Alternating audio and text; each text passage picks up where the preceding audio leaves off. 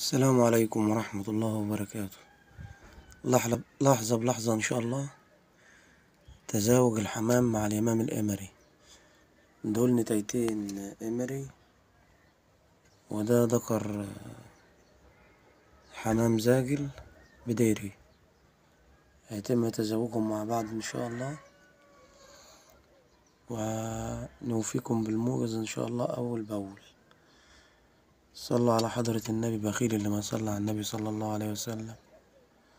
تابعونا إن شاء الله لحظة بلحظة عشان نشوف نتيجة تزاوج الإمام الإمري مع الحمام الزاجل بأمر الله. لحظة بلحظة، حصر إن شاء الله على قناة مملكة الدسوق لتربية وعلاج الطيور.